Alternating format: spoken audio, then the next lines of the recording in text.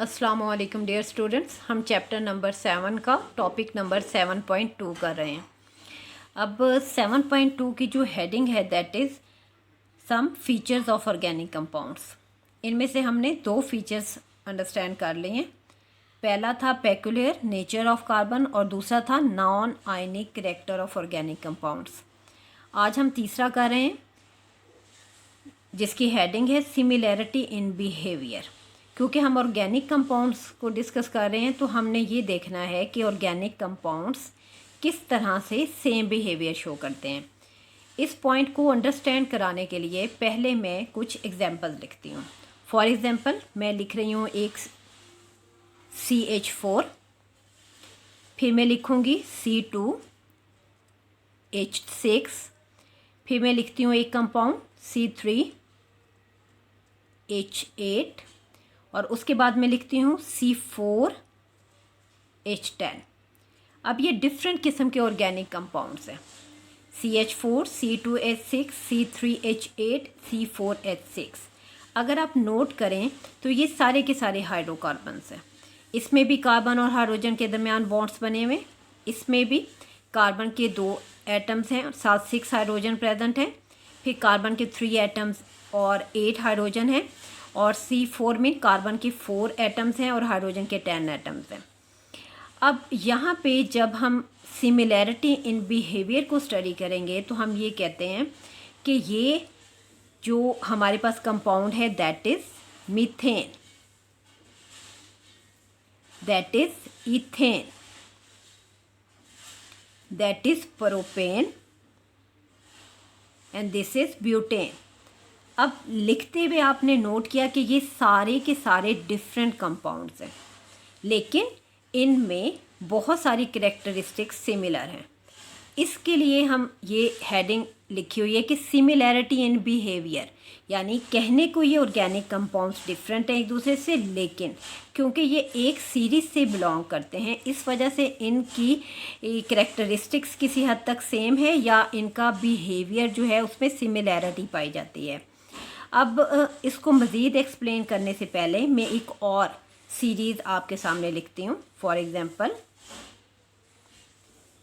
CH3Cl है, C2H5Cl है, ये सारे ऑर्गेनिक कंपाउंड्स के फंक्शनल ग्रुप हैं, और C3H7Cl है, C4H9Cl है। अब आप नोट करें तो इसमें भी आपको नज़र आ रहा होगा कि मुख्तलिफ़ किस्म के जो मैंने यहाँ पे फार्मूलाज लिखे हैं ये किसी हद तक सिमिलैरिटी भी शो कर रहे हैं। इसी तरह इनके बिहेवियर में भी सिमिलैरिटी है। ये मिथाइल क्लोराइड है, ये इथाइल क्लोराइड है, ये प्रोपाइल क्लोराइड है और ये ब्यूटाइल क्लोराइड है। ये भी एक फंक्शनल ग्रुप है जिसे हम अल्काइल हैलाइड्स कहते हैं। ये मैंने एग्जांपल्स आपके सामने इसलिए लिखी हैं कि आपको आइडिया दे सकूं कि इस तरह से कुछ कंपाउंड्स हैं जो सीरीज़ की फॉर्म में पाए जाते हैं, ये भी और ये भी। अब ये इससे आगे सो ऑन, इसके आगे ये ख़त्म नहीं हो गई, इसके आगे भी होती है, लेकिन वो हम बाद में करेंगे।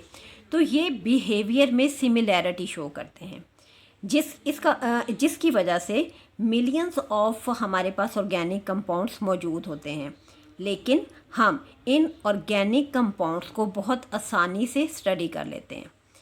अब यहाँ पे इन सीरीज़ के लिए एक ख़ास लफ्ज़ इस्तेमाल किया जाता है जो कि आपकी बुक में भी मेंशन किया हुआ है, जिसको हम कहते हैं होमोलोगस सीरीज़। वो मैं यहाँ पे लिखती हूँ, एक लफ्ज़ लिखा हुआ है आपकी बुक में, होमोलोगस सीरीज़। ऑर्गेनिक कंपाउंड्स के अंदर ये वाली जो सीरीज़ होती हैं, जैसे मैंने आपको ये लिख के दिखाई और ये लिख के दिखाई, इनको हम होमोलोगस सीरीज़ कहते हैं। होमो का मतलब होता है, आपने पहले भी पढ़ा होगा, सेम, यानी कि ये डिफरेंट कंपाउंड्स की ऐसी सीरीज़ होती हैं जिनमें किसी हद तक बिहेवियर सिमिलर हो सकता है।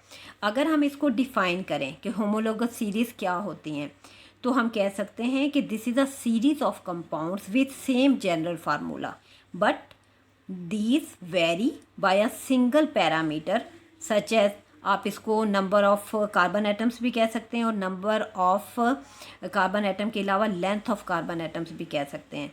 अब होमोलोगस सीरीज़ की जो डेफिनेशन मैंने आपको बताई, इसको अगर मैं ब्रीफ करके लिखूं तो इसका मतलब है, मैं ये कह सकती हूँ कि homologous series is a series of organic compound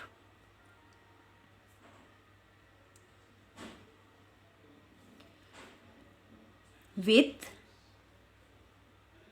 same general formula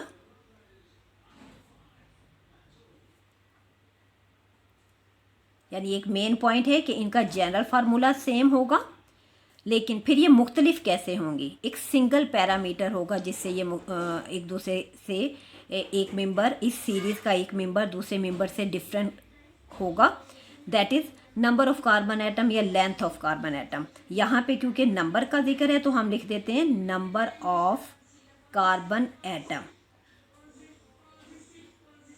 main carbon atom. लेकिन इसमें किसी हद तक हम अभी देखेंगे कि हाइड्रोजन भी इंक्लूड होता है। तो ये एक सिंगल पैरामीटर है। अब इस डेफिनेशन की में भी आपको समझ ना आई हो, लेकिन इसके लिए हम ये सीरीज़ लेते हैं, ये वाली सीरीज़। एक तो इसमें एक नया लफ्ज़ आया है जिसको हमने जनरल फार्मूला मैंने लिखा यहाँ पे, और दूसरा ये कि किस तरह से कार्बन एटम डिफरेंट होंगे नेक्स्ट मेंबर। इस चीज़ को अंडरस्टैंड करने के लिए हम इस सीरीज़ को लिखते हैं। ये CH4 है। अब यहाँ पे देखें, पहला मैं लिखती हूँ यहाँ पे मेंबर CH4, ठीक है। अब इसमें कार्बन कितने हैं, इसमें कार्बन 1 है और हाइड्रोजन कितने हैं, इसमें 4 है, ठीक है। अब इस चीज़ को आपने गेट करना है। अब सेकंड में मेंबर लिखती हूँ जो कि C2H6 है। आप देखें इसमें कार्बन कितने हैं, 2, इसमें हाइड्रोजन कितने हैं, 6। अब हम देखते हैं कि इसमें और इसमें क्या फ़र्क है। इन दोनों में जो डिफरेंस है, कार्बन, एक कार्बन ज़्यादा है और हाइड्रोजन कितने ज़्यादा हैं, 2 ज़्यादा हैं। यानी अगर हम CH4 में CH2 ऐड कर दें तो हमारे पास C2H6 आ जाता है। अब हम इसके थर्ड मेंबर की तरफ चलते हैं। देखें C3H8 प्रोपेन लिखा हुआ है तो हम लिखते हैं C3H8। इसमें कार्बन कितने हैं, 3, हाइड्रोजन कितने हैं, 8। पहले हमने इन दोनों को कंपेयर किया था, अब इसको और इसके नेक्स्ट मेंबर को हम कंपेयर करते हैं। आप नोट करें, इन दोनों में सिर्फ कार्बन का डिफरेंस है, इसकी निस्बत इसमें एक कार्बन ज़्यादा है, इसकी निस्बत इसमें कितने हाइड्रोजन ज़्यादा हैं, CH2। अगेन नेक्स्ट पे चलें। अब हमने 4 नंबर लिखना है, C4H10। इसमें कार्बन कितने हैं, 4, हाइड्रोजन कितने हैं, 10। अब हमने 3 को 4 से कंपेयर करना है तो हम देखेंगे फ़र्क। देखें, ये इसके मुकाबले में 1 हाइड्रोजन ज़्यादा है और ये इसके मुकाबले में 2 हाइड्रोजन ज़्यादा है। अब मैंने यहाँ पे तो 4 लिखे थे, यहाँ मैं एक और लिख देती हूँ, 5 भी कर लेते हैं। जो इसका 5 होता है दैट इज़ C5H12। इसमें कार्बन देखें कितने हैं, 5, हाइड्रोजन कितने हैं, 12। अब इसको और इसको कंपेयर करें तो CH4। अब देखें, आपको खुद फील होगा कि एक सीरीज़ बनी हुई है। अब ये अल्केन सीरीज़ है इसका नाम। इस सीरीज़ के अंदर पहला मेंबर पहले और दूसरे के दरमियान CH2 का फ़र्क है, दूसरे और तीसरे के दरमियान CH2 का फ़र्क है, तीसरे और चौथे के दरमियान CH2, और चौथे और पाँचवें मेंबर के दरमियान CH2, इवन के पाँचवें और छठे के दरमियान भी CH2 का डिफरेंस होगा। अब एक पर्टिकुलर सीक्वेंस में डिफरेंस आ रहा है। जैसे अब देखें, मैंने डेफिनेशन आपको बताई, series of organic compounds with same general formula. इन सब का सेम जनरल फार्मूला है, मैं भी आपको लिख के दिखाती हूँ। एंड इनमें एक पैरामीटर है जो कि डिफरेंट होता है, and that parameter is number of carbon atoms. मैंने साथ कहा था हाइड्रोजन भी। देखें, अब सब में एक ही पैटर्न है, यानी हम इसमें कह सकते हैं सिंगल पैरामीटर। यानी हम यूँ कह लेते हैं कि इस सीरीज़ को हम कहते हैं कि ये अल्केन सीरीज़ है। अल्केन सीरीज़ इसका नाम है। अल्केन सीरीज़ का जनरल फार्मूला CnH2n+2। अब इन सब में आप देखें इन सब का जनरल फार्मूला एक ही तरह का है। सिर्फ डिफरेंस कहाँ पे आएगा? डिफरेंस आएगा CH2 CH2 CH2। तो जो हमने डेफिनेशन की थी वो डेफिनेशन ये थी कि this is a series, this is a इस सीरीज़ को हम होमोलोगस सीरीज़ कहते हैं। This is a series of organic compound, this is also a series of organic compounds. तो मुख्तलिफ ऑर्गेनिक केमिस्ट्री के अंदर फंक्शनल ग्रुप होते हैं और हर फंक्शनल ग्रुप की अपनी सीरीज़ होती हैं, होमोलोगस सीरीज़। मैंने आपको सिंपलेस्ट जो सबसे सादा थी अल्केन सीरीज़ वो लिख के होमोलोगस सीरीज़ को आपको समझाने की कोशिश की है, यानी series of compound with same general formula, सबका जनरल फार्मूला जो है वो सेम है। आप कोट कर लें, यहाँ पे N का मतलब है कार्बन एटम। अब आप इसके लिए आप जब ये फार्मूला लगाएंगे तो C, ठीक है, N कितने हैं यहाँ पे? 1 है, तो आप यहाँ 1 लिखें। अब H लिखें यहाँ पे 2, N कितना है? 1 + 2। जब आप इसको कैलकुलेट करेंगे तो ये आएगा CH4, ये क्या आएगा? CH4। अब इसके लिए भी ये आप खुद कैलकुलेट कर सकते हैं, मसलन कैसे?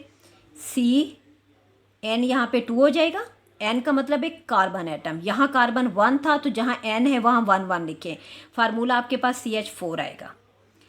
जहाँ C2 के बराबर है तो इसका मतलब है N2 के बराबर है, तो यहाँ पे जहाँ पे N आया वहाँ पे आप 2 लिखें +2 करें तो ये फार्मूला बनेगा C2H, हमारे पास 6 बन जाएगा। इसी तरह से सब के ऊपर आप ये फार्मूला लगाएं। इट मीन्स हमने होमोलोगस सीरीज़ में 2 पॉइंट पढ़े। एक ये कि जनरल फार्मूला सेम होता है, वो मैंने 2 के ऊपर अप्लाई किया, आप इसके ऊपर भी कर सकते हैं, यही फार्मूला लगेगा। बट इन दिस केस जहाँ जहाँ N है वहाँ 3 लगता जाएगा। N is the number of carbon atom. यहाँ पे N 4 है तो यहाँ N की जगह पे 4 4 लगता जाएगा। यहाँ पे 5 है तो यहाँ N की जगह 5 लगेगा, तो फार्मूला वही नेट आपका निकल के आ जाएगा। तो ये होमोलोगस सीरीज़ हैं जो कि किसी हद तक सिमिलैरिटी शो करते हैं अपनी बिहेवियर में, और इनमें एक सिंगल पैरामीटर होता है जिसकी वजह से ये एक दूसरे से वेरी करती हैं, और वो मैंने आपको बता दिया। या तो वो लेंथ ऑफ कार्बन एटम, यानी इस केस में 1 कार्बन एटम है, जो लेंथ है चेन की आप उसको 1 तक लिमिट कर दें। अब जब हम ये होमोलोगस सीरीज़ बनाते हैं तो इसका बेनिफिट क्या होता है? मसलन ऑर्गेनिक कंपाउंड्स की हद तक जब हमने ये सीरीज़ बनाई तो इसका बेनिफिट क्या है? हम इसका ये बेनिफिट पढ़ सकते हैं कि इस सिमिलैरिटी ऑफ बिहेवियर की वजह से this has reduced the study of millions of compounds to only a few homologous series. यानी कि जब हम ऑर्गेनिक कंपाउंड्स के अंदर सिमिलैरिटी पढ़ते हैं तो हम कह सकते हैं कि इस होमोलोगस सीरीज़ की वजह से similarity of behaviour of organic compound जो similarity of behaviour of organic compound has reduced the study of millions of organic compound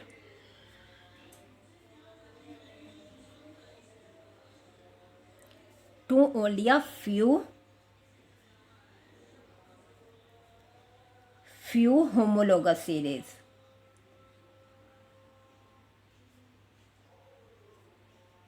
इसका मतलब ये है कि अगर हम ये वाला जो बिहेवियर है सिमिलर ऑर्गेनिक कंपाउंड्स में, इसको अच्छी तरह से पढ़ना चाहते हैं तो बजाय इसके कि हम हर एक ऑर्गेनिक कंपाउंड को अलग से स्टडी करें, हम बहुत सारे मिलियंस ऑफ ऑर्गेनिक कंपाउंड्स की होमोलोगस सीरीज़ बना के बहुत सिंपली उनको स्टडी कर सकते हैं। That's end okay, take care, अल्लाह हाफिज़।